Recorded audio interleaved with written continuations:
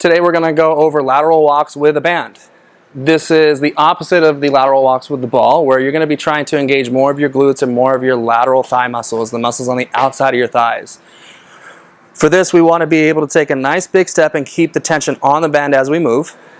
What I like to think of is, as I'm moving one leg, I'm basically acting as if I'm tipping my toe into a frozen lake, because I want to be able to keep that pressure on that back leg. I want to make sure my body understands how to stabilize here before I put too much pressure on that front leg. So making sure that my knee doesn't collapse on the backside.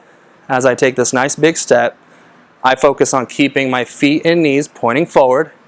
Easier to see yourself doing that when you're in front of a mirror.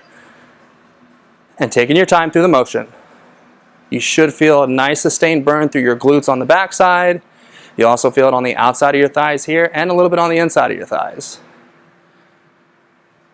One of the typical mistakes with this is, as we take one step, we try going way too large, and then the back leg has to start compensating or dipping in and falls in, and we end up collapsing those joints.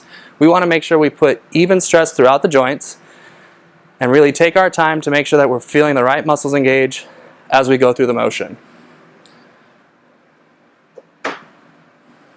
Always go both sides, because it's going to challenge you much differently. We have two different variations we can do with this, where we can stand straight up and really work the front of our core as we go through it. Or we can get more into a linebacker stance, bent at the hip, straight spine, shoulder blades back.